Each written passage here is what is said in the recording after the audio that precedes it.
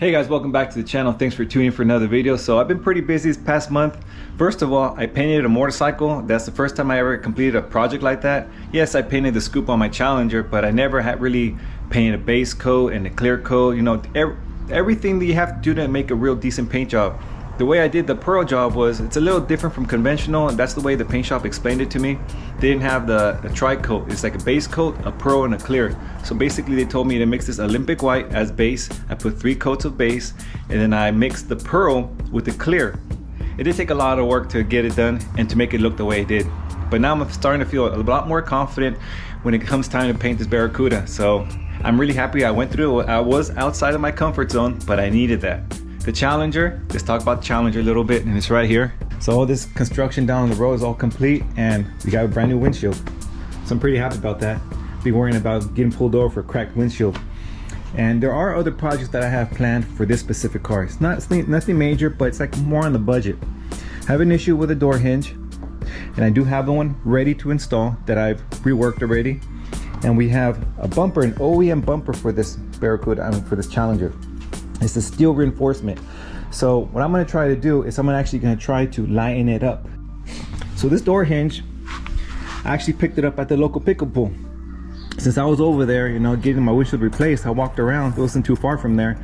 I pulled this off a Challenger, painted it up, got it prepped. This thing is perfect, looks amazing. Now it's time to install it. So this is what I'm going to be installing on my car. It's on the driver's side, and this is the steel reinforcement. So the plan with this thing right here is I'm actually going to try to line it up as much as I can. I believe it weighs about 14 to 15 pounds. 10 pounds off of that, I know it's going to be pretty tricky, but I think there's enough material back here that it can happen. So this is how it looks. That's how it folds into the bumper. We got this bracket over here. I actually had to drill it off, and it wasn't too tricky. I thought it was going to be a simple bolt, you know, removal with bolts. I'm hoping to actually reduce the weight on this thing down to 4 pounds. Of course, we'll paint it black to match the car over there. And I think that would be a nice little project. It's a challenge that I'm giving myself, and I'm trying to see if I can actually accomplish it. Look forward to that video, guys. The OEM reinforcement, weight reduction, and we'll be installing this bracket. The door on the passenger side, yes, finally fully restored. Looks really good. Stripped it down, put a nice coat of epoxy primer and everything. The only thing that's left is, I think I'm gonna try to put some paint on the inside. I might put a little bit more undercoating in it, but besides that, the exterior looks amazing, guys. I'm really happy with the way this one came out. So once this was done, I had to restore the hinges. We put new hardware, painted the hinges. Everything looks really nice. Oh, sorry, it's a little dark. There it is. All right. So the bolts right here that you see, the ones with the larger washers, those are the body bolts. So there's 3 bolts like that on the top hinge, and the hinge right here in the back. Yeah, you can see it now.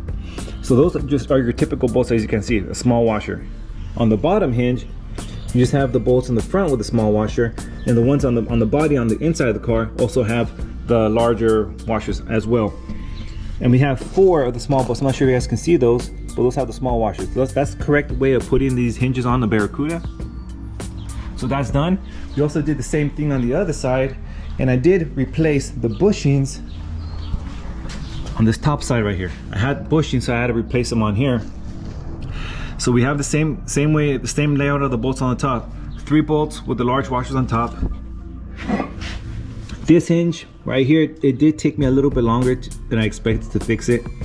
And I had some issues. This pin right here that you can see on the inside, it was a little worn out. So I actually had to disassemble this thing and do a little bit of welding on it to restore this door hinge, and it was missing the little spring here.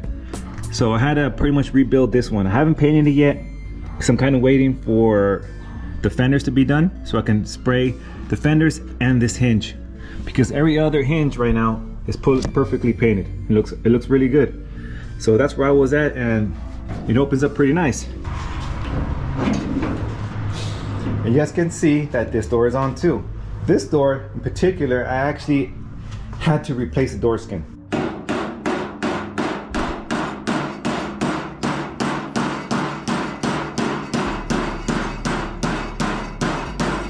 I think I might have a little issue when it comes down to these little brackets, because on the original door I had like a little slot, and right here we just have holes. So I'm not sure how I'm gonna fix that. So I had a little chrome piece trimming in here, and that was all the way across.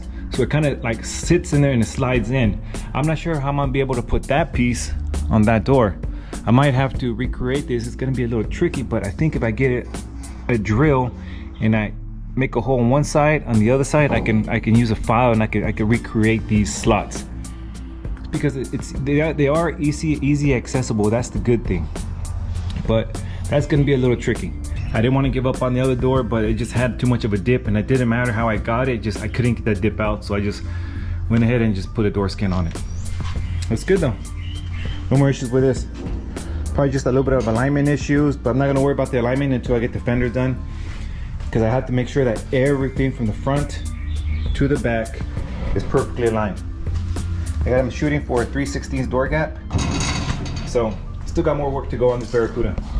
I do have the rest of the epoxy primer sitting right there, so we have a gallon.